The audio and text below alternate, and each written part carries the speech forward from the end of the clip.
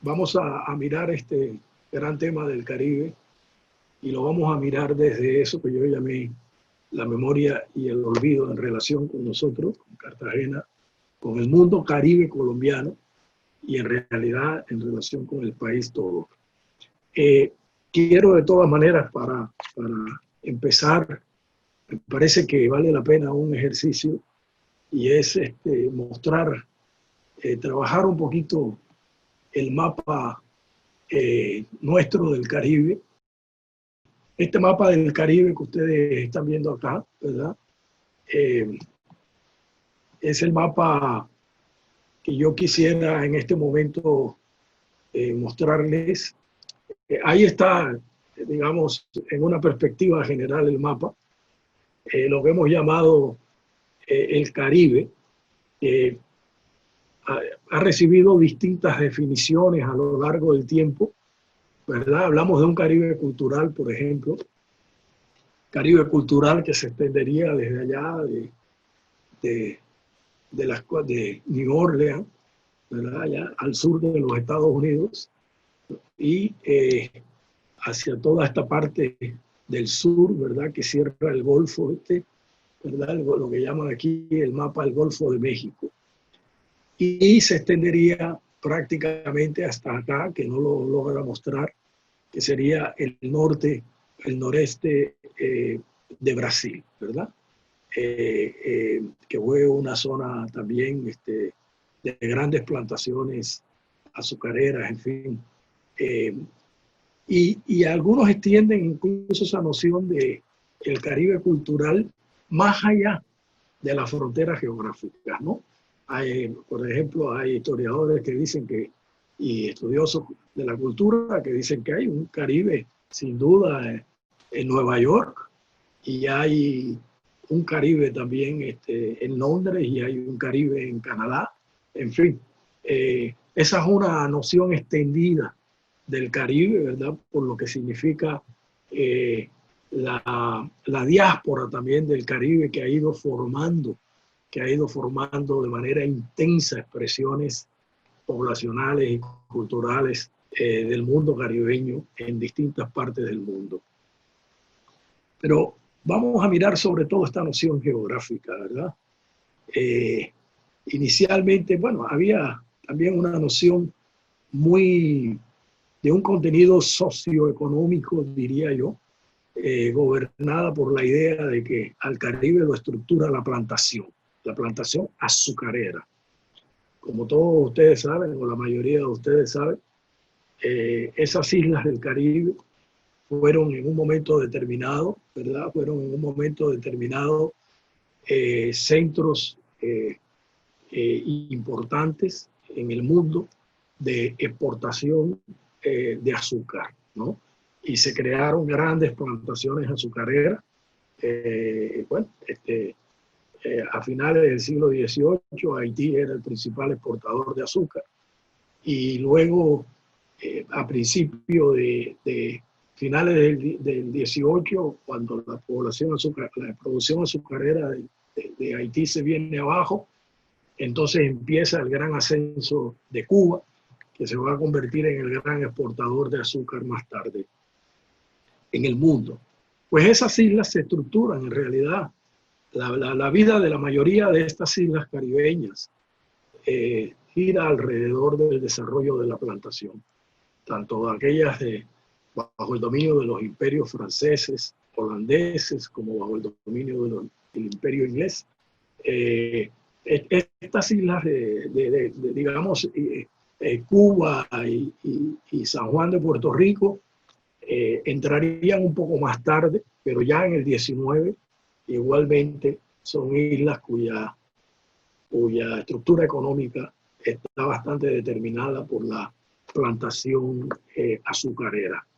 Entonces estamos hablando de este rosario de islas que cierran al Caribe aquí, por el lado oriental, ¿verdad? Aquí tenemos a Puerto Rico, y luego acá tenemos a Cuba, aquí tenemos a Santo Domingo y a Haití, ¿no?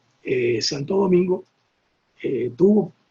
fue quizás el primero en tener una producción azucarera, pero luego la producción azucarera dejó de ser importante importante en Santo Domingo. Pero curiosamente, cuando nosotros nos vamos aquí a toda esta costa centroamericana, en varios de estos países centroamericanos, también hubo un desarrollo de la plantación, pero este desarrollo de la plantación tuvo gran auge, sobre todo en el siglo XIX, ¿verdad? Y los inicios del siglo XX. La plantación bananera de la tristemente célebre United Fruit Company, de la cual participamos nosotros también aquí, ¿verdad? En la zona del Magdalena, en la cual creció también la plantación bananera de la United Fruit Company. Pero todo esto para decir que esto implicó un constante movimiento de población caribeña, implicó una diáspora permanente, ¿no? De las islas vinieron muchos caribeños a trabajar a Panamá, y luego con el canal, pues por supuesto, hubo un gran desarrollo allí de asentamientos de poblaciones del Caribe insular, sobre todo de Jamaica y Barbados, y en estas costas de Costa Rica, Honduras, Guatemala también hubo un gran desarrollo de la plantación en manos de caribeños que venían de las islas de ascendencia, todos ellos de ascendencia afro. Pero sobre todo aquí en Costa Rica sabemos, bueno, hubo un gran desarrollo, ¿verdad? En la costa caribe de Costa Rica. Aquí en Puerto Limón hubo un gran desarrollo, además organizativo, político. Ahí estuvo la presencia de uno de los grandes intelectuales y organizadores afros de Jamaica, que se estableció en Nueva York, Marcus Garvey.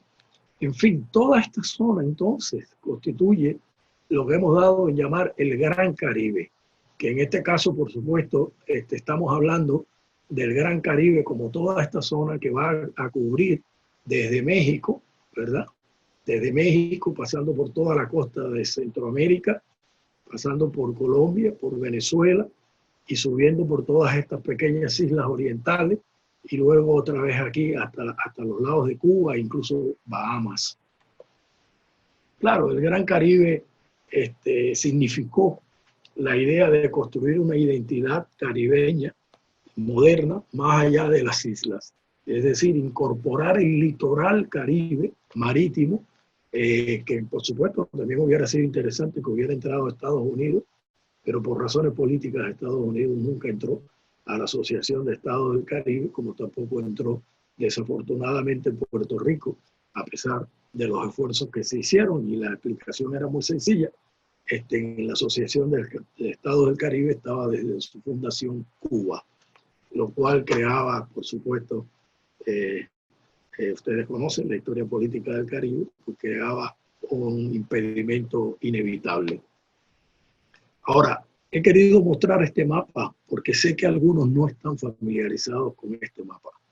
Cuando uno mira este mapa, entonces uno se da cuenta de cómo este litoral caribe colombiano, ¿verdad?, que llega hasta aquí, hasta las fronteras con Panamá, pero que en una época incorporó a Panamá hasta principios del siglo XX, cómo este litoral era un litoral clave, estratégico en la historia del Caribe.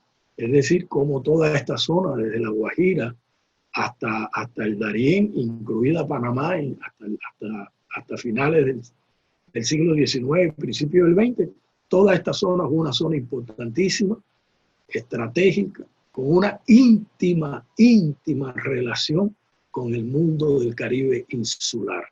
Esta historia es inseparable, ¿verdad? Aun cuando la hemos compartimentado, aun cuando hemos terminado construyendo historias nacionales que parecieran no tener relación unas con otras, lo cierto es que esta historia, esto que estamos viendo aquí, constituía en muchos sentidos un tipo de unidad regional, y además constituía un mundo cultural con raíces profundas, comunes, que explican además la tremenda cercanía cultural que seguimos teniendo, pese a las fragmentaciones, pese a las historias nacionales y pese a que en algún momento del siglo XXIX, en las historias del Caribe,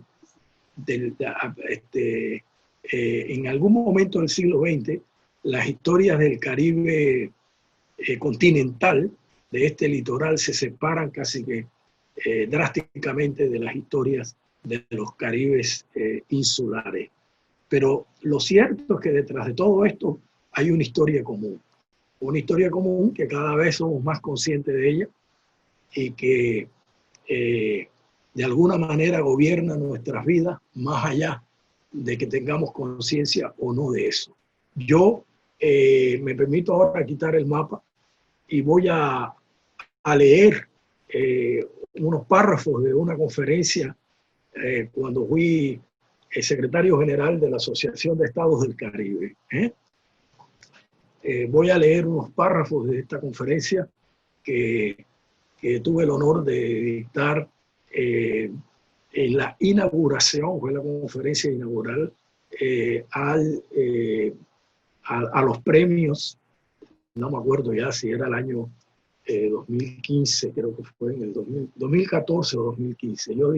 Yo di la conferencia inaugural, ¿verdad? Creo que fue en el 2015. Sí, bueno, los premios literarios 2015 en Casa de las Américas.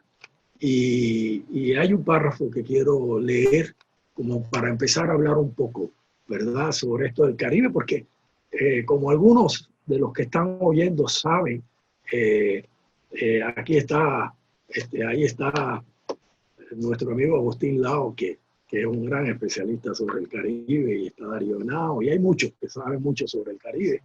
Está Gustavo Bell, ¿verdad?, que caribeño de tiempo completo, que se ha pasado media vida estudiando el Caribe, pero hay muchos.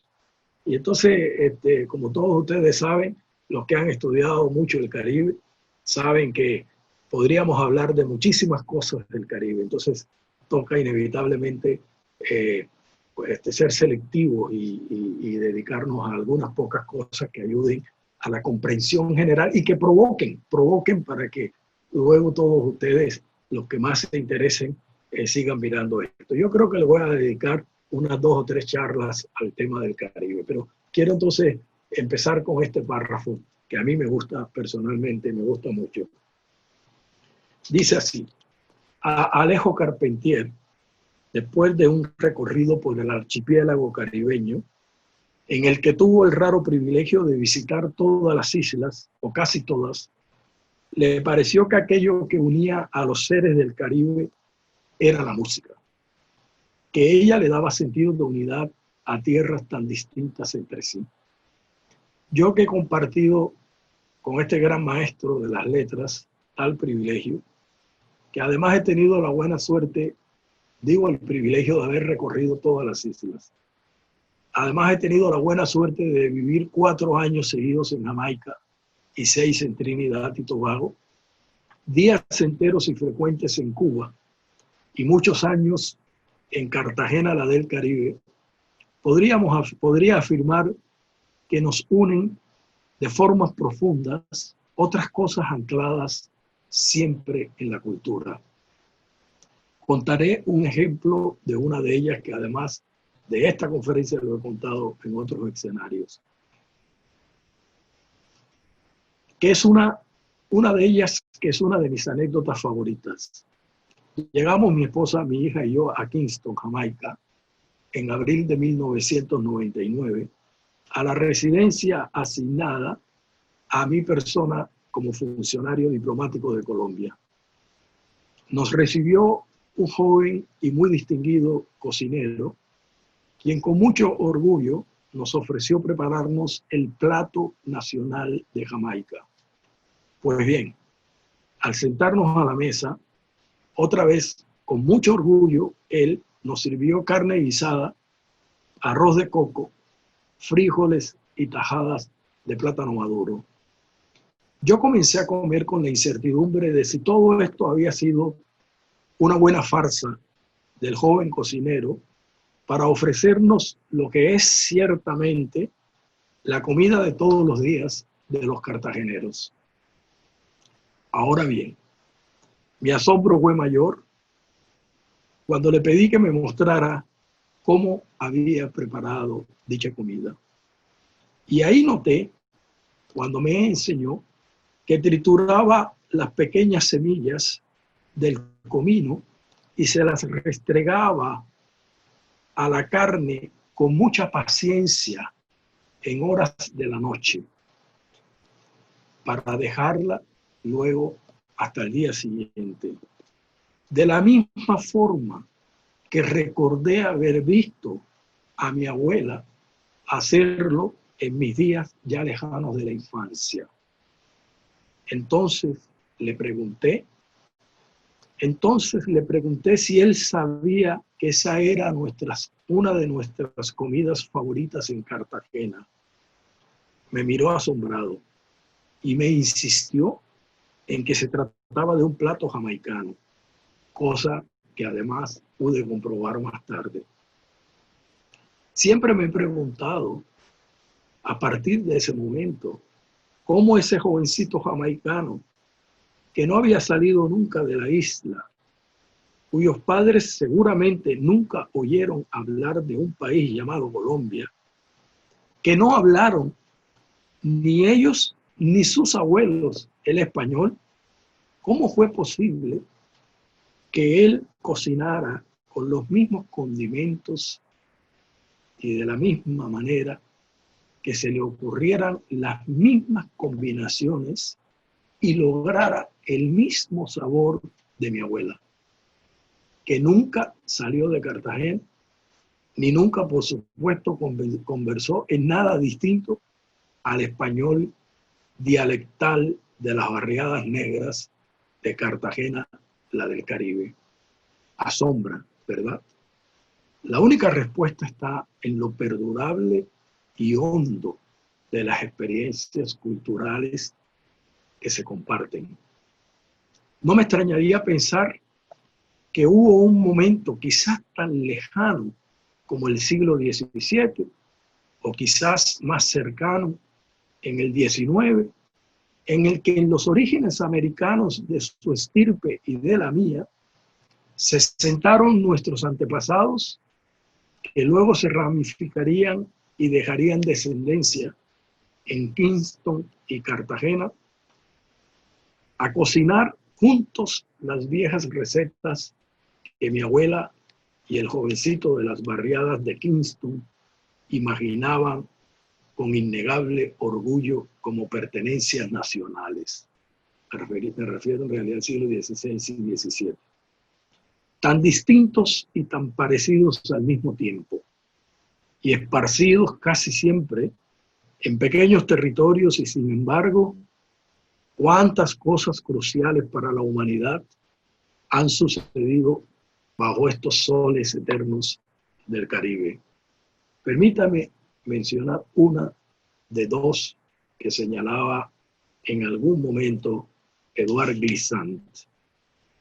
La primera, decía él, el acto fundacional, la más grande, extensa y dolorosa diáspora forzosa vivida nunca por la humanidad, la de los espléndidos seres humanos traídos vilmente del África, protagonistas de una de las historias más trágicas y sufrientes, y al mismo tiempo, no deberíamos olvidarlo nunca, más profundamente heroica y esperanzadora, la historia de nuestros antepasados. Nada menos que la de millones y millones de hombres y mujeres capaces, en una historia que dura 5 siglos, de defender, quizás podríamos decir, la más grande hazaña de la que tengamos memoria, sobre todo en la modernidad, capaces de defender su condición de seres humanos, sometidos a la más radical de las experiencias deshumanizadoras, la de la esclavitud, el racismo que vino por la esclavitud y la explotación despiadada de las grandes economías de plantaciones, todo junto. Y sin embargo, debo agregar lo más importante.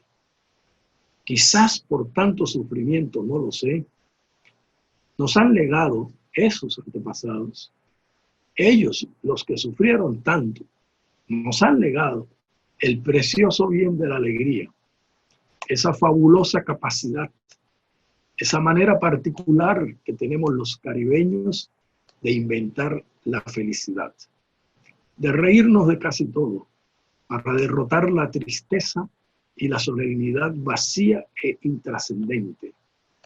Risa que emana de una profunda sabiduría de vida, que por caminos misteriosos está plasmada en la extraordinaria riqueza de nuestra música, de nuestro baile y aún de nuestra literatura. ¿Qué es sino ese gran e incomparable carnaval de la risa que es, en uno de sus muchos sentidos, 100 años de soledad? Pues la otra experiencia de la que habla Glissant es la experiencia de la libertad. Con la esclavitud viene el sentimiento de la libertad. Nace al mismo tiempo. El sentimiento de la libertad que dejó en el Caribe páginas de extraordinario heroísmo, que en el caso nuestro quedó simbolizado en la memoria de Palenque y en la memoria en general de todos aquellos que poblaron el Caribe, que lucharon por la libertad y que lucharon además como protagonistas para contribuir a que a principios del siglo XIX se pudiera fundar la República de Ciudadanos de Colombia, que desafortunadamente sigue siendo todavía un sueño incompleto, porque todavía tenemos, como todos ustedes lo saben, millones y millones de colombianos que por razones económicas, sociales, no están en capacidad de ejercer la ciudadanía en el sentido práctico, real de la palabra. Pues bueno, un poco quería introducir con ese párrafo, ¿verdad?, una idea fundamental. Y esa idea es que más allá de las fronteras, el mar es no solo frontera, el mar también es camino, es también puerta de entrada, es también avenida, ¿verdad? Y más allá de las fronteras políticas, el mar nos puso en comunicación a todos. Y esa historia de esa comunicación que arranca mucho antes incluso de la llegada de los españoles, porque tenemos estudios, el gran arqueólogo venezolano Zanoja hizo estudios interesantísimos donde mostró a través de los estudios arqueológicos cómo los nativos se comunicaban, los nativos del litoral se comunicaban de Venezuela y de Colombia y seguramente los nativos más arriba de México, tan pegadito como está allí a Cuba, a las costas cubanas y las costas veracruzanas, se comunicaban. Tenían ya comunicación entre ellos, ¿verdad? Esa es una historia incluso anterior a la historia del descubrimiento. El mar fue eso, medio de comunicación, ¿verdad? Fue nuestra gran avenida inicial, en donde los seres humanos aprendieron a comunicarse unos con otros. Pues bueno, con la llegada de los ejércitos conquistadores, ¿verdad? Y lo que ustedes conocen ya de la historia, lo que sucedió, en fin, vinieron, sobre todo, lo he contado, a partir de 1580, Cartagena se convierte en el gran centro, ¿verdad?, de distribución, la gran factoría de esclavos de las Américas. Y lo es desde 1580 hasta 1640. Y esos esclavos iban para todas partes, ¿verdad? Iban para el Perú, llegaban hasta, bueno, Ecuador, el Perú, en fin, para el interior de la Nueva Granada, pero iban también para el Caribe, que era entonces un Caribe español, ¿eh? Porque no pierdan de vista que todo ese Caribe era un Caribe español, abandonado hasta cierto punto, porque España estaba completamente obnubilada por el oro y la plata. Apenas comprensible en una época en que el capitalismo está desarrollándose con frenesí, ¿verdad? La plata y el oro son los grandes símbolos de la riqueza. Y había, pues, toneladas y toneladas de plata y oro en, en, en la América. Entonces, esa es la gran obsesión de los españoles, ¿verdad? Construyen ciudades, sin duda, dejan grandes ciudades, pero todo esto basado en la gran riqueza del oro y de la plata. Y las islas, de alguna manera, quedan allí en una especie de mundo marginal. Curiosamente, de todas esas islas, la que tuvo un desarrollo incluso que se puede mirar en su arquitectura española más importante fue Jamaica. Uno todavía puede ir a la vieja capital de Jamaica, a Spanish Town, todavía se llama así, Spanish Town, o sea, el pueblo español, y uno puede ver allí todavía la estructura, ¿verdad? La estructura de la antigua capital de Jamaica española, de la Jamaica española. Uno puede ver la gran plaza, algo de los viejos edificios, etc. Antes de que los ingleses a mediados del siglo XVII llegaran allí y se posesionaran de Jamaica. Pero también estuvieron en Trinidad antes de que llegaran los franceses. Llegaron los franceses, dejaron los franceses una arquitectura maravillosa en Trinidad que todavía se puede observar, y luego llegaron los ingleses. Los ingleses se convirtieron en el gran poder, finalmente en el siglo XVII, el gran poder del Caribe insular, conjuntamente con España. Pues España tenía las tres grandes Antillas mayores, ¿no? Santo Domingo, Cuba, Santo Domingo y Puerto Rico, ¿verdad? Entonces se convirtió en un mar de todos, ¿verdad? Los imperios se repartieron el mar Caribe. Y entonces hubo islas dominadas por los ingleses, islas dominadas por los franceses, islas dominadas por los holandeses, ¿verdad? Principalmente, pero también hubo momentos en que estuvieron los daneses, en fin, pero principalmente los españoles, los franceses, los ingleses y los holandeses dominaron el mundo insular caribeño y, por supuesto, el mundo del litoral caribeño, que es un mundo, el litoral, pues claro, es un mundo todo que conservó España, ¿verdad? Y así pues empezó la historia moderna del Caribe.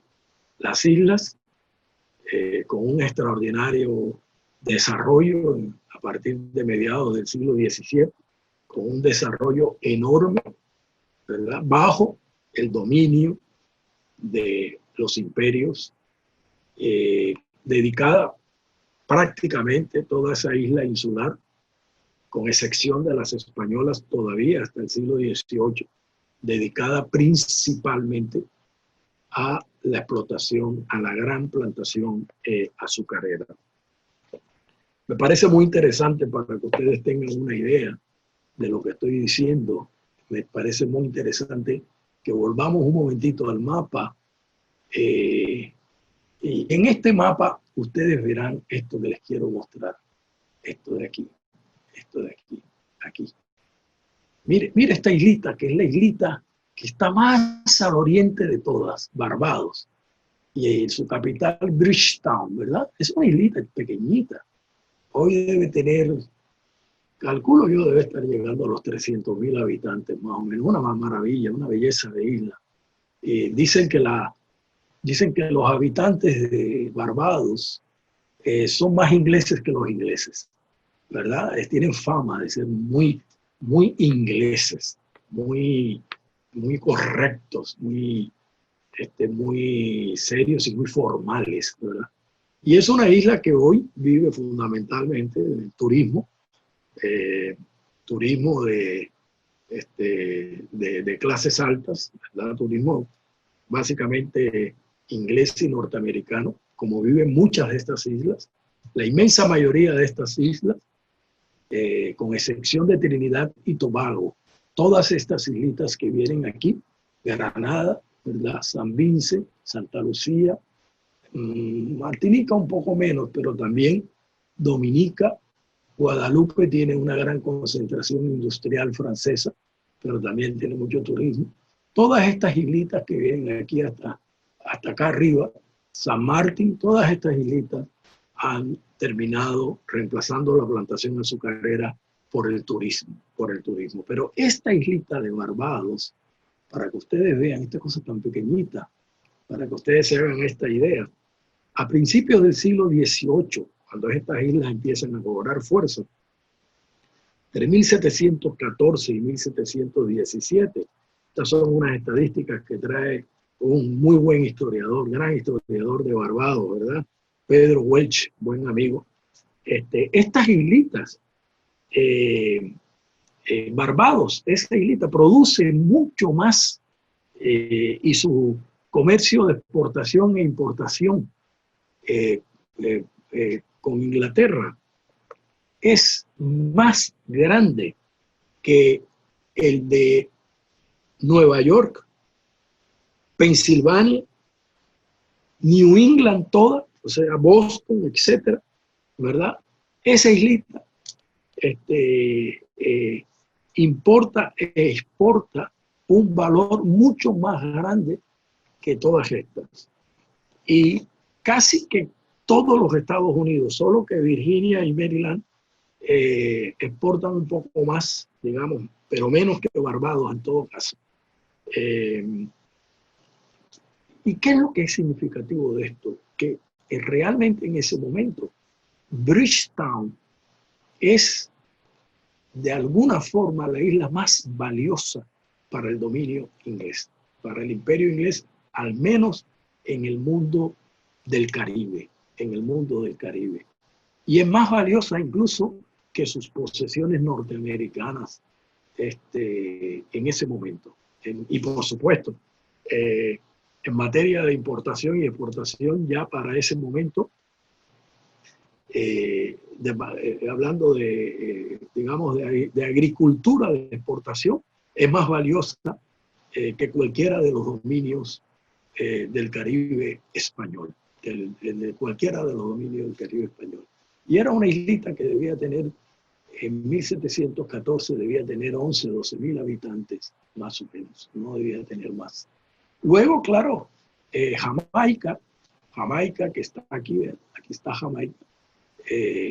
Jamaica es muy interesante. Si uno tirara una línea, si uno pudiera caminar sobre el mar, podría irse caminando de Jamaica, de Kingston, derechito y derechito, sin desviarse, y llegaría a Cartagena. Llegaría a Cartagena. Y luego Jamaica se va a convertir, ¿verdad? Jamaica se va a convertir en el gran centro de la plantación del Caribe inglés. Aquí, ya en el siglo XIX, incluso en el siglo XVIII, ya a mediados del siglo XVIII, Jamaica empezará a crecer de una manera desbordada y empezará a convertirse en una de las grandes posesiones, conjuntamente con otra islita, ¿verdad? Con otra islita que está por aquí que se llama Antigua. Esas islas tan pequeñitas, ¿verdad? Eran, en un momento determinado, eran las grandes posesiones y los grandes orígenes, digamos, el origen de grandes riquezas en Inglaterra. Por eso es que Eric Williams, cuando escribe ese gran libro de Capitalismo y Esclavitud, sostiene que fue ese comercio triangular, o sea, ese comercio que salía de Europa, llegaba al África, ¿verdad? Con esclavos, los intercambiaba entonces por el azúcar y por las riquezas de las islas, y en el cual participaban también las costas de los Estados Unidos. También participaban sobre todo con la producción de licores y otros productos. Y Eric Williams sostiene que ese gran comercio y esa gran riqueza de las islas, ¿verdad? Nutrió el desarrollo del capitalismo moderno en Inglaterra a lo largo, ¿verdad? Del siglo XVII, XVIII, pero sobre todo del siglo XVIII, que es un siglo en el cual las islas van a tener una enorme pujanza. Volviendo a Cartagena, en el siglo XVII, como yo les había contado, Cartagena, todavía hasta 1730, 1740, es el gran centro del Caribe, ¿verdad? Eso nunca se debería perder de vista por lo que implicaba esa relación íntima con el resto del Caribe. Uno podría, por ejemplo, mirar cosas como esta, ¿verdad? Uno podría, por ejemplo, mirar cosas como esta. Kingston, en 1655, bueno, todavía no es una isla de gran importancia, no se ha desarrollado la plantación, tiene 2.500 habitantes más o menos, eso es lo que tiene. San Juan en 1640 tiene alrededor entre 5 a 6.000 habitantes. La misma Haití tiene alrededor de, ya tiene un poco más de habitantes, en 1650 tiene alrededor de 12.000 habitantes. La Habana, por ejemplo, en los años de 1615, 1620, La Habana tendrá entre 6 y 7.000 habitantes, ¿no? Cartagena en 1630 tiene, según Julián Ruiz, alrededor de 20.000 habitantes, más los extranjeros que llegaban cuando llegaba la flota, que podía extenderse eso, y entonces podían llegar 5 o 6.000 extranjeros. Pero eso es el siglo XVII, y eso es hasta 1640 más o menos. Lo que sigue en adelante es otra historia. Ya a finales del siglo XVII, Cartagena ha ido perdiendo su importancia, y por el contrario, las islas del Caribe han ido cobrando enorme importancia con el desarrollo de la plantación. De manera que si uno se trasladara 2 siglos más tarde, o sea, si uno saliera de 1640 y llegara a los años de 1840 del siglo XIX, entonces uno se encontraría con que La Habana, por ejemplo, tiene ya para 1840, es una ciudad de más de 200.000 habitantes. Cartagena ya es una ciudad reducida, ha perdido población, ya no tiene más allá de 10, 12.000 habitantes, si acaso 12.000 habitantes, ¿verdad? En 1800, más o menos, antes de independizarse, incluso desde antes, 1783, 90, ya Haití tiene cerca de esclavos, tiene cerca de 450.000 esclavos, más la población mulata, libre, y la población blanca. Es decir, tiene más de 500.000 habitantes, ¿verdad? Haití es el gran centro hasta el siglo XVIII, hasta 1792, es la gran isla productora, basada toda en producción de esclavos, ¿verdad? De la plantación esclavista. Su inmensa población es en su 90 y tantos % población negra y mulata. Entonces ya el eje se ha trasladado, pero Cartagena sigue teniendo una relación íntima, sigue teniendo una relación muy estrecha con el mundo del Caribe, ¿verdad? Es decir, esa relación no se ha perdido. Cartagena ha perdido importancia, sin duda. Cartagena no desarrolla una economía de plantación, como ustedes bien lo saben, y sobre todo, lo que es perfectamente claro, que debemos tener aquí presente siempre, es que Cartagena se juega su destino a finales del siglo XVIII, principios del siglo XIX. porque Cartagena se convierte en la avanzada de la lucha por la independencia, por la creación de la república, ¿verdad? Y desde muy temprano, dicho sea de paso, empiezan a aparecer artículos en Cartagena planteando, entre otras cosas, la importancia de eliminar la esclavitud, que es una historia de la que tendremos que hablar en algún momento, ¿verdad? En esos finales del siglo XVIII, principios del siglo XIX.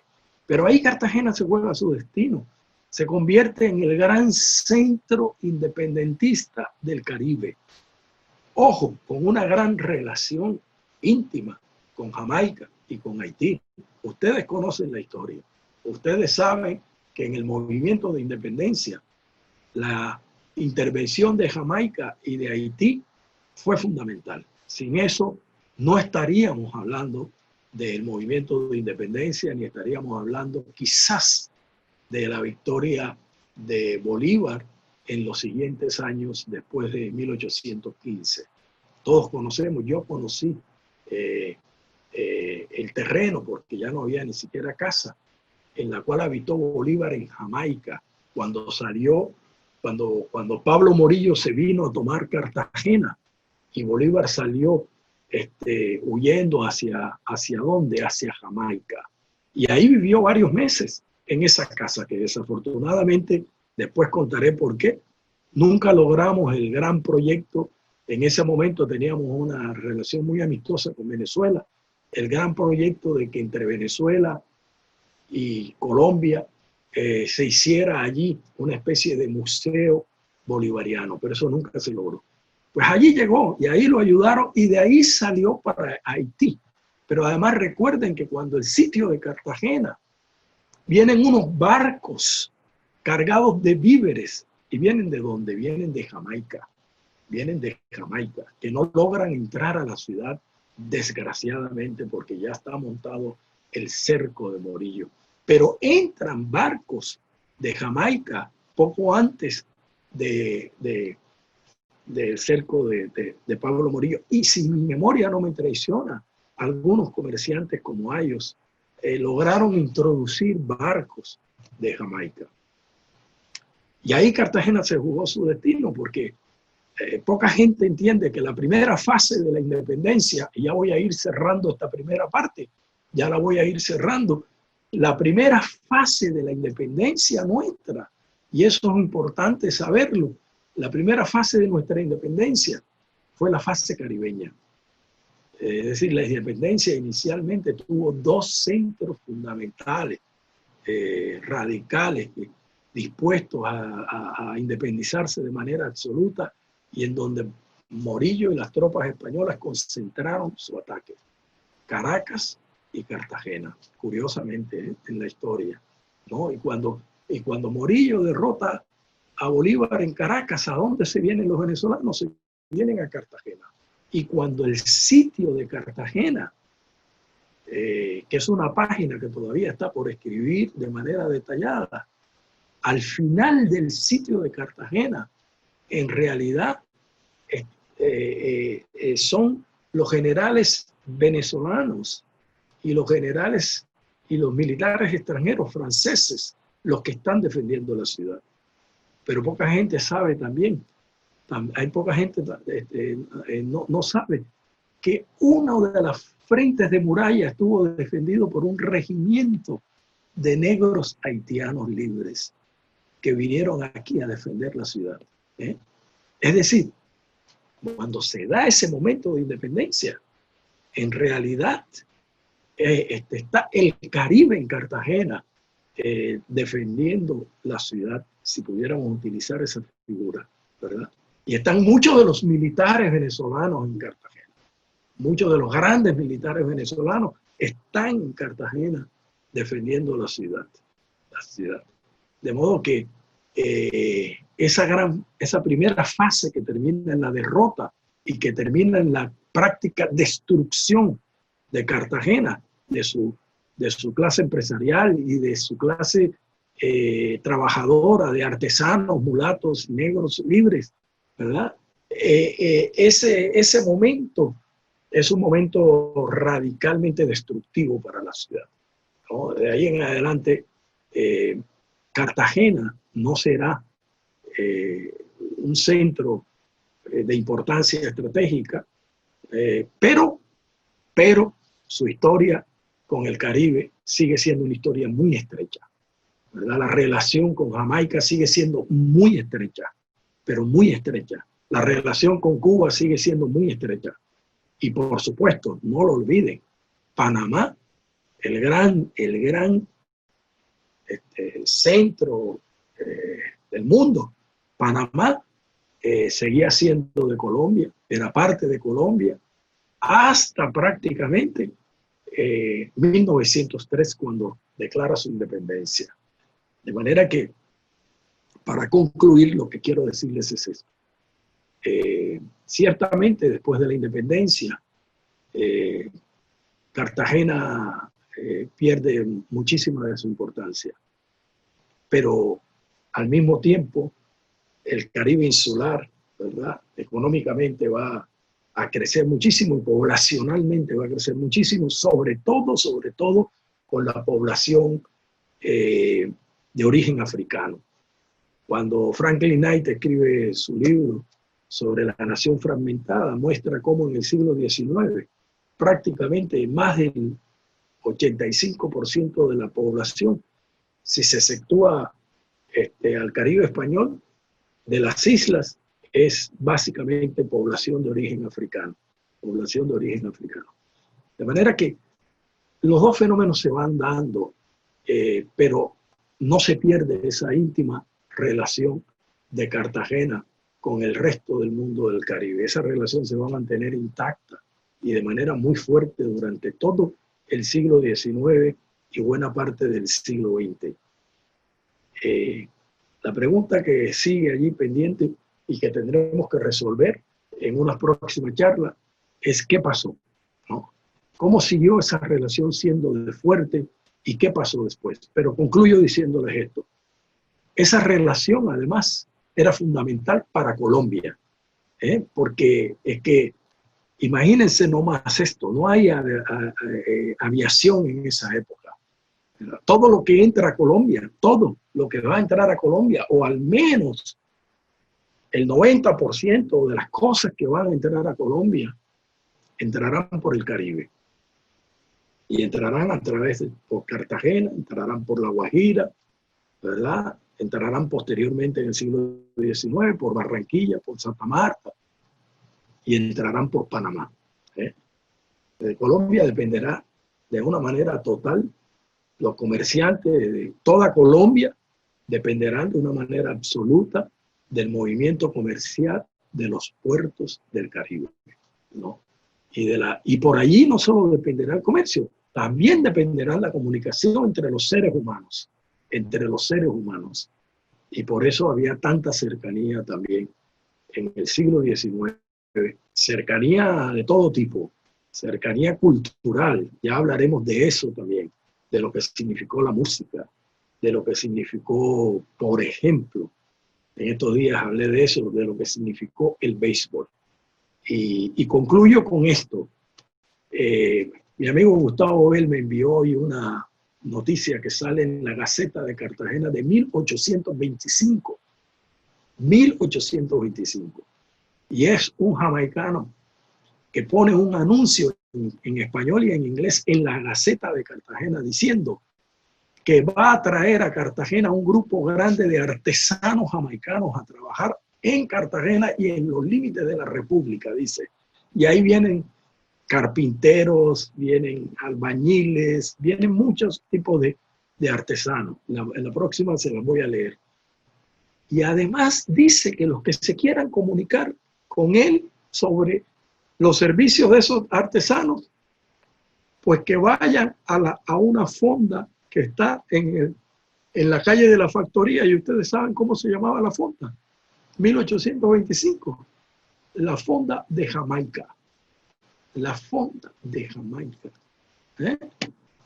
Mire cómo éramos de cercanos, Yo me imagino que, claro, salimos de la independencia completamente destruidos, y a lo mejor se necesitaban muchos artesanos y venían de ahí de Jamaica como si vinieran de Barranquilla, ¿no? De ahí al lado. Esa era nuestra relación íntima, íntima. Y ya veremos con el béisbol, por ejemplo, lo que sucedió con el béisbol, lo que sucedió con la música, lo que sucedió con las radionovelas ya en el siglo XX. Pero de eso hablaremos más adelante. No quiero extenderme más por hoy. Seguiremos con nuestra conferencia sobre el Caribe, sobre la memoria y el olvido, en las próximas charlas. Muchísimas gracias.